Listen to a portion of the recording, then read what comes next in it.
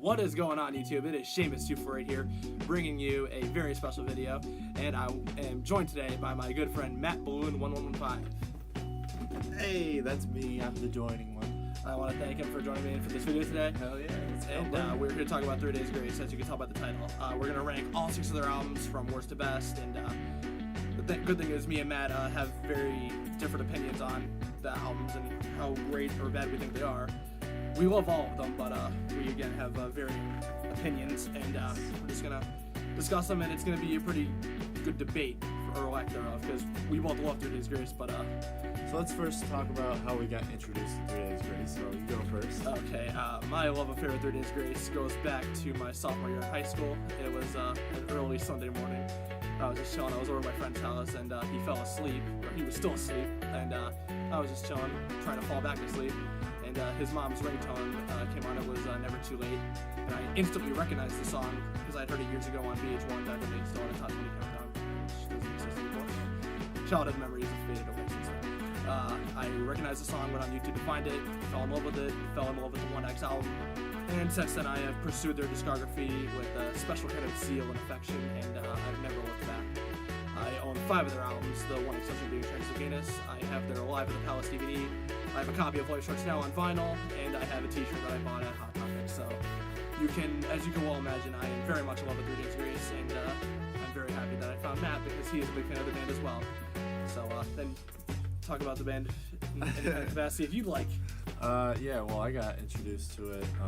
I think I found them on the radio mostly, but when I was growing up, I was mostly listening to country music, and that was cool and everything. But as soon as I started hearing my brother listening to like all these rock bands, and I heard this song on the radio, I believe it was from the 1X album. I can't exactly remember the song, but it's probably Riot, to be honest with you. And I just fell in love with it and followed the band ever since. So there goes that, my video game page back then. Yeah, 3 Days Grace had a lot of their songs featured in games like WWE SmackDown back in like 2007 or so. And much like Matt, I was introduced to them through a certain wave of modern rock bands like Lifehouse, Linkin Park, Matchbox 20, Three Doors Down, Daughtry. A lot of bands that you'd see on VH1, TRL, all the other great music-related shows that don't exist anymore. So, all right. Enough of that. Let's get back to the. We're going to get to the topic at hand. Let's start the list. Here we go. So we're going to go down the list in no particular order of the albums that we're going to be selecting from. We chose 6 of the albums. All 6. Yeah, all 6. And we're going to tell you which one's our favorite and why. Going down the list in no particular order. So go ahead. We're reviewing them in random order, but we're going to give you what we like. It's all part of coming to a head and finding out where we agree or we disagree. And we begin with 2009's Life Starts Now. Fun fact, this was released in September 2009. This was their 3rd studio album. The last album they released on Jive Records before they left that label, which is now disbanded since then they've been recording on RCA, which is a major label.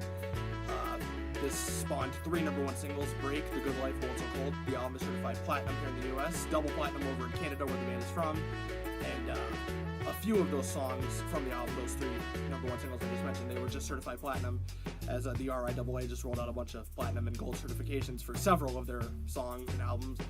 So yeah, that looks pretty good on their resume. So yeah, it's one of their more commercially successful albums. Debuted number 3 on the Billboard 200, their highest ranking to date, and yeah, it's my 2nd favorite of their albums, and I'm going to tell you why. It is also my 2nd favorite, and I will not tell you why because it's just such a good album, honestly. What's not to like about it? Like the title itself has a great track to it. Life starts now. He loves the title track, as do I. Yeah, that's like the only reason why I like it, honestly, is because that song is really good. I don't know. It just appeals to me in so many ways. I can't remember what the song is about itself. It's like pretty something. Oh yeah, Life Starts Now. That makes sense. Alright, so let's go into. Well, I was going to explain a little bit about the album. Well, it is one of those albums that kind of goes without saying. You don't really need to, beat someone in the head with a stick about why you love something so much. You don't really need to go into too much detail, but I'll just do a little bit of a review. I love the album so much, front to back. It is a masterpiece. Bitter Taste was a great choice as an album opener that has so much inertia, energy, that kick-ass guitar solo towards the end. Break is another great choice for a single. It's my personal favorite of all the songs they've recorded. It's got a great chorus. Adam gives one of the best vocal performances of his career. World So Cold has a lot of emotion. Lost in You is another great single. That is one of their few songs that has never reached #1 on the Billboard charts. And it's different. It's kind of a love song, which is different for them. Last to Know is a very unique song in their discography. It kind of morphs as the track goes on. It starts off as this like disconnected song about why did this girl leave me, but then over time it morphs into this like uplifting song about moving on and living life to the fullest. And that's really the hallmark of the entire album. And it's probably the most positive album they've released because all the other albums are very woeful, and Adam poured his tortured soul into all these albums, but there was a hint of sunlight on this album, and I relate to it a lot. I would personally rate that a 5 out of 5. It's one of my favorite albums of all time, and I have no complaints about it whatsoever. So, moving on. We got the Transit of Venus album. Transit of Venus. This is my favorite album, hands down. The vocals on this are amazing. One of my favorite songs is the Sign of the Times, or I'm sorry, Give Me a Reason. It's such a good saying, or they're all good. Let's just go with that, because I keep going down the list of all the songs, and I'm like, that's good. That's the reason why I chose that for my number 1 favorite album by 3 Days Grace. And this is where we have some real disagreement. This is actually my least favorite of their albums. It's the only album of theirs I don't own. It's okay. We can have our disagreements. In my honest opinion, I think this is Adam's weakest vocal performance. Not that it's weak in general, but compared to the other albums they've released with him, it's certainly not his strongest up to snuff vocal performance. This album was released in 2012. October 2012, just a few months before Adam left the band, citing non-life-threatening health issues, but it was later found that's somewhat of a load of bullshit. And apparently he gave signs throughout these songs. Oh, absolutely. Giving reasons why he wanted to leave. Give Me a Reason, Sign of the Times. Yeah. There are many tracks on there that allude to the bad blood that we would see pour out in the years to follow. And it continues to this day. Like, if you see Sing the Song He Performed, there's a video on YouTube of him performing with this new band, and he kind of talks shit on 3 Days Grace for performing what he believes are karaoke versions of his songs that he wrote. And that's not really fair at all, because 3 Days Grace didn't ask for this precarious position. Matt Walsh is a very capable lead vocalist, and he's been involved with the band from the beginning. He's the brother of Brad, who is the bassist and one of the founding members of the band. So you can't fault them, because they had just a few weeks to prepare for a massive headlining tour with Shinedown when Adam left the band. And you gotta give him credit for remaining steadfast, and for Adam to talk shit when he left the band. They have every right to sing those songs, because it wasn't just him that wrote them. It's pretty unfair. He did give a lot of hints that he was going to be leaving the band on this album. I do think that he could have done a lot better vocally. I think after all the years of screaming his heart out on One X and Life Starts Now, especially with all the rigorous touring they did, I think his throat had definitely taken its toll on him at that point, and he couldn't really emote himself as much. But Chalk Outline is a great song. Kick-ass guitar solo. I do like the influence of the dubstep and the electronic. Definitely adds a bit of diversity. Anonymous is another great one. Expectations is probably one of the best lyrical performances they've ever done. I love the line, "Threw a shot at Jack Bagwell for the jackpot." Yeah. That is a very great line. That's a great song. I love it. Yeah. It's definitely some of the best lyrical creativity the band has done to date, and it was their major label debut, so you can't really fault them, because they released 3 albums with Jive Records before that label broke up and disbanded. And you can't really fault them. I'm going to give that a 3 out of 5 for Transit of Venus. Time That Remains was my favorite. That's what I was trying to say. That is a good one. That's cool. It's cool. You're going out. Alright, so the next one we got is Human. They're Human. Not newest album, but second to newest album that was released in 2015. March 31st. I bought it on the day of its release. Yes, I also have a physical copy of that too. Go buy your physical copies and support your band. Support the bands, guys. Support the bands. Support the bands, Do guys. it. Even if you don't use your CD, buy the CD. Yeah, they put a lot of work into these albums, and bands put a lot of work into these albums, and physical media is dying out, and it's nice to keep it alive. I mean, I have it on digital too, but you know what? Physical is always the better. Absolutely, and I know vinyl has made a huge resurgence recently, but keep buying the CDs. They're just it's good to have a collection. I own over 120 CDs, and 5 of them are 3 Days Grace albums, so So if we're gonna talk a little bit about Human, this did come out March 31st, 2015. It was their first album with Matt Walsh on lead vocal. Yep. There was a lot of expectations riding on the release of this album. Yes. Again, Adam left the band, and that was a huge hole to fill. But of course, it's completely unfair to assume that just because he left, that the band in this new incarnation couldn't turn out a viable product. Matt does his best. There's a few strikeouts on this album. I don't like One Too Many, despite the decent guitar line that opens that song. I think Matt is very out of touch vocally. I think the lyrics are incredibly lazy. The chorus in particular is the line "One Too Many is never enough" is repeated 3 times out of the 4 lines that are in the chorus. There's some catchy tunes on this album. Oh, but there's plenty of catchy bangers. Plus, I Am Machine, Painkiller, Car Crash, So What. So What is a bit juvenile vocally and lyrically, but it's catchy. I can't deny it. It seems like they took the easy way out making this album. Oh, a little bit. A little bit. I mean, I'm sure it was a lot harder to transition from having a different vocalist to Absolutely. a new one and trying to come up with songs that you could sing with that voice. Absolutely. Master it, everything like that. So they did a decent job, but I'm going to give this one my least favorite because it's just, it's new and upcoming. They're still trying to renew what they already had, which is it was really tough to do, especially with the new vocalist Matt that you were talking about. And so yeah, this is my least favorite, guys. Yeah, I think it's very underrated though. I'm gonna give it a 3 out of 5. I'd rank it number 5 on a scale of 1 to 6 ranking on the album. It's very underrated, but make no mistake, it's not the most brilliant thing in the world. And with that, we'll move on. All right. Go ahead, you talk about it. Self-titled, 2003. This is the one that started it all. I suppose I'll give a little bit of background. So, for any of you trivia cats out there who didn't know any of this, 3 Days Grace was not originally named 3 Days Grace. They started out in 1992 as a band called Groundswell. This is like a post-grunge Pearl Jam kind of copycat. They released an album in 1995 called Wave of Popular Feeling, and they shortly broke up after that. And in 1997, Adam, Neil, and Brad reformed as 3 Days Grace. They would perform anywhere that would take them, including movie theaters. They even went to movie theaters and would open, which, by the way, how fucking cool is that? Like, you go see a movie with your popcorn, and before you go to see a movie, you get to see a live band. Like, how fucking cool would that be? So, 2001, they record some demos, and then they get noticed by Jive Records. 2003 rolls around, they release I Hate Everything About You, which is one of their most massive singles still to this day. And that song is still a favorite of mine. It's nostalgic, but you still hear it on the radio all the time. Yeah. Just like You at Home. Yeah. It's a classic, basically, that's what they want to call it. Yeah, there's definitely a bit of that Pearl Jam, post-grunge sensibility still kind of present there, but it's definitely a radio rock album through and through. Probably the most raw and album that they've released. It definitely used a lot of room for potential. Adam was great on that album, but it wasn't near to the level we saw in One X and Light Starts Now. And I have to take into consideration that just 2 years after this album was released, Adam checked himself into rehab after he developed an addiction to Oxycontin.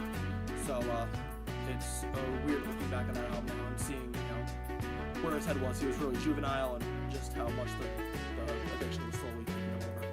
With that being said, Go ahead. Well, I have this one listed as number 4 on my list of favorites. There's a couple things I like. The song I Hate Everything About You, that's a great song. Clearly, I hear it way too much on the radio, so that's why I like it so much. And, they really persuade me on that when I hear songs on the radio all the time, especially from the new album. Yeah, so The Mountain is all over the radio these days. Now or Never, it's also a great song.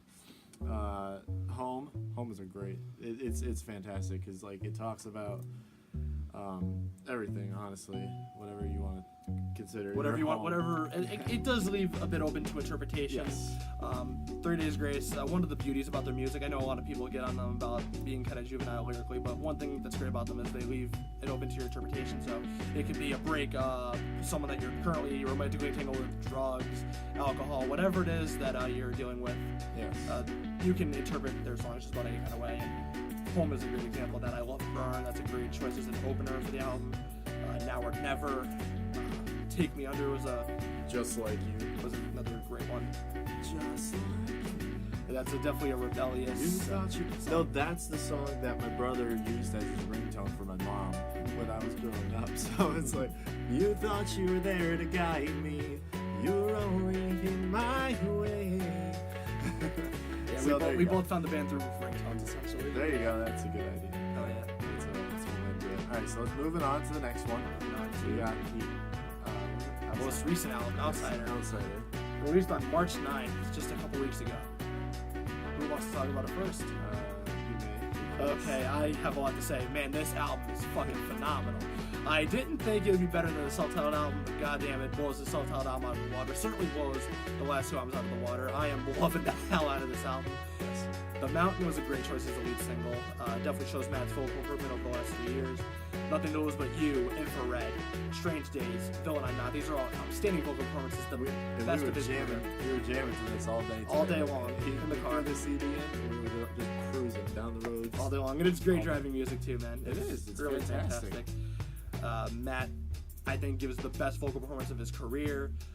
Way better than Human. I think it's much more earnest and emotive in its intentions, not really juvenile like Human was. There's still a bit of appendages coming off of that, like Love Me or Leave Me is kind of lazily performed, though it is kind of creative sonically. It's not very instrument heavy. It just leaves it up to the sound effects and everything. There's no problem with that at all. Me Against You is kind of juvenile, but it still has a lot of inertia, and it definitely works for the kind of composition. I'm loving Villain I'm Not. I think it's one of the best songs this band's ever recorded. I have to take into account that I can't be expecting lyrical masterpieces because Matt Walsh got his start with a band called My Darkest Days, and they released a hit single called Porn Star Dancing, so... I still love that song. Yeah, it's a good song. It's a guilty pleasure, Yes. but I have to take it into account that that's how he got his start, so I can't expect him to be a Pulitzer winner with his lyrical brilliance. But it's a great album, chock full of catchy bangers. I got no complaints. I'm giving it a 4.5 out of 5 if I had to. It is my third favorite of their albums. Very good, James. That was excellent. Thank you. That was a great review. I appreciate that. Yeah, we're not done. Well, you didn't leave me much room to talk, but Oh, go right ahead, please. Please talk. I'll just say, I'll be honest. I have not listened to the album as much as he has, clearly, because he knows almost every word to almost every song.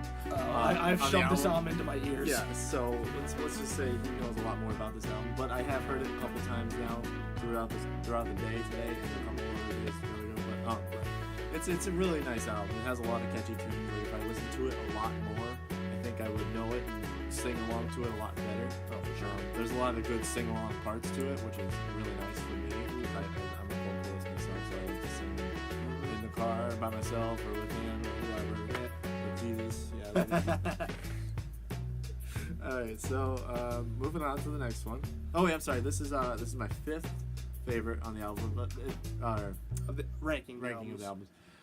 That's only because I have not listened to it as much, so that's just being me. Right. I mean, it might slide up the charts when I start listening to it a little bit more and get more into detail about I will it. say this though, the fact that it's only been on for a few weeks, I already shot out to number 3 does speak to how well it is, how much I enjoy it. I didn't think it would be better than Self-Titled. I really didn't, because Self-Titled is just really nostalgic. But fuck, it blew it out of the water. So yeah, I got no complaints about Outsider. I'll pick it up on vinyl if I can. Moving on. The last one we got is 1X. 1X. Oh, 1X. That's a fantastic album. Who wants to go first? You know what? You can go first. You've been rocking these stats that you know in your head. So You are too, man. You did give them good descriptions. I'm sorry. The album came out in 2006. Go for it. June 3rd, 2006, I believe. He just knows these dates off the top. Don't look these up. I swear to God, I'll punch you in the face while you're watching. Yeah, can we get a fact check on a lot of these stats? Let me fact check these. All right, go ahead. Whatever it is, I probably already have it. I'm not bragging though. It's just I like to prepare for these kinds of videos. The second album by Ontario's 3 Days Grace. Yep. Balances golden, metallic, hard rock, like opener. It's all over, and a rapidly fist-pumping riot. That would be okay. This is a good album. Yes. Go ahead. Go for it. This album is incredibly special to my heart. This is, I'd say, one of my top 5 or 10 favorite albums of all time. White Stripes Now is as well. This album is just incredibly special. This album got me through the second half of my high school years, back when I was feeling kind of disconnected and alone. I had friends, but I grew up in elementary school with not too many friends. And this album is basically an avenue for me to hear the words, hey, you're not alone. You're not the only person that's gone through these kinds of problems, and I certainly should be grateful that I haven't had to deal with the blight of drug addiction and whatever else that Adam Gauthier must have gone through, it does kind of take me aback, and it's hard to fathom just how tormented his soul is, and just where he's gone and how he let something like that just consume him. So I'm definitely very grateful that I haven't had to experience that, but at the same time, the general feeling of not having too many friends, being kind of an outsider and not being in with the in crowd is definitely something that I related to when I listened to this album. It's All Over is a great choice for an album opener. That song kicks ass. It slaps like a motherfucker. Adam uses a lot of throaty vocals. It's even a bit unclean, not screamo, but it's kind of unclean in his vocal approach. It's a great song, and it basically tells the listener that they need to improve their life, and it's a great message. You know, it's not just Adam just carrying on about his problems. It's challenging and empowering the listener to do something to make changes with their lives. Never Too Late was a very uplifting single. Again, that's the one that introduced me to 3 Days Grace back in 2008. Hard to believe that was 10 years ago. Pain, Riot, and What Become, great lead singles. Those songs are just straight fire. Adam's tormented soul just on the front lines of these tracks. Over and Over was a song I dedicated to a lot of girls in high school. Yeah, you told me that a lot of times. We didn't know each other in high school. We actually met after. We met after high school, and the first time we ever hung out, he was listening to 3 Days Grace in the car, so I knew I was in good hands when I met this guy. And Over and Over is a great track. 1X, which closes the album, the title track, is another uplifting one. It's uplifting and positive in the face of all the negativity that consumes this album. Get Out Alive is another great one. That's a cryptic cautionary tale, if you will, that's just mired in despair and caution, and just warning the listener to run for your life. Gone Forever is another great one. That's another one that Adam wrote while he was in rehab. That's another one of his best vocal performances to date. And Time of Dying is a fucking banger. That's a jam.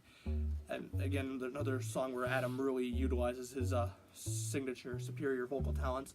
And this is an album that's very special to my heart. I don't care what anybody says. This dude is a diehard 3 Days Grace fan. I am. He's not even using his phone to do cheat sheets. Like I'm looking at the album here, looking at the songs. It's okay. It's okay. Yeah. There's nothing wrong with that. There's nothing wrong with that, though. There's nothing wrong with it at all. There's no question how big of a fan you are. It's okay. Whoever's watching this is probably proud of you. I hope so. I hope they don't think I'm a fucking idiot for knowing this much about a fucking rock band. Hey, you never know, the band might be watching right now too. That'd be fucking amazing. Yes. So yeah, this is I'd rank this number 1 out of all their albums, give it a 5 out of 5, and again, it's probably my 5th or 6th favorite album of all time.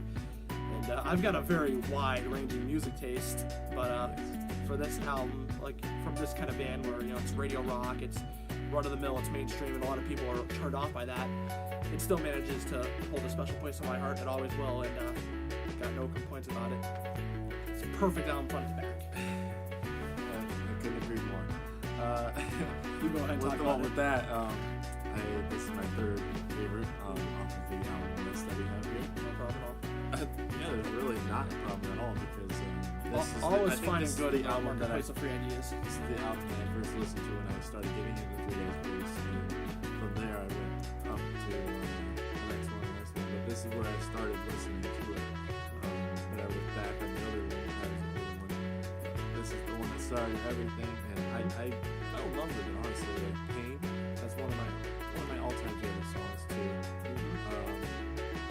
And Time of Dying, that's a fantastic song. I love singing that along. That is a banger. Yes, that is a great song. That's all I can really say, honestly. You know a lot. Obviously, you know a lot more than I do. And I mean, I try not to know. You're tooting your horn a little too much there, pal, and I'm okay with that because people want to know these things, and that's a fair review that you're doing here. So this is a really special album to me. So when I talk about things like this, it definitely incentivizes me to use a little bit more emotion, and we're coming up on 25. Try and describe it as best as I possibly can. Wrap it up. Yeah, we'll wrap it up. I don't care what anybody says. 3 Days Grace is a fucking phenomenal band. I don't care if you think that just because they're mainstream that they're they're not because they don't up have the to same par for you. vocals that they started with. There's a lot of bands that did that, and they're still just as popular. So don't think, oh, they need to go change their damn name to Absolutely. something Look else. at Journey. Look at Foreigner. Look at like it's Flyleaf. And maybe it's not a guitarist or a drummer that changed, but so what if it's a vocalist? At least they sound similar, kinda, and they have like a similar style of music. So be thankful that there's still 3 Days Grace that exists. Absolutely. Because it would have been a shame if they just stopped making music altogether. And Matt Wallace actually co-wrote Let You Down, which appears on the first album. So he's been involved with this band from the very beginning. So there was no reason for him not to be the heir apparent to Adam. And I think he's a very capable replacement. And I don't think he'll ever top Adam circa One Excellent Shirts now, but I think he's certainly better than what Adam is now. Adam is in quiet stasis with Sing Sonia, and they're a decent band, but not my cup of tea. I don't care. I'm gonna wrap it up right here. I don't care what anybody says. 30 Days Grace is fucking phenomenal. When they're on the game, they are something special. One of the best radio rock bands or mainstream rock bands of this generation, and I will never have any complaints about them. So I'm gonna wrap it up there. You want to give her a sign off? Yeah, that's pretty much all we have to say, guys. I'm sorry for MattBalloon1115, my fantastic friend and fellow small YouTuber. Thank you for joining me for this discography review. I'm very happy that I got to do this. Go check out my channel. Subscribe to him. I have some Uber karaoke. So I'm an Uber driver and I have a karaoke machine in my car. I record videos of the people singing and post it up on YouTube. It's fantastic. You guys gotta go check it out and subscribe to my channel, please. MattBalloon1115. I'll link that in the description for you guys too. Yep, absolutely. I'm gonna link his channel in the description below, and I will link some of his other videos. And check him out. He's one of the unsung heroes of YouTube, keeping the small YouTube community alive with his content. So that's all there is to say. I hope you guys enjoyed this video. Smack the like button if you did. Leave a comment, subscribe, share if you'd like, and we will see you next time.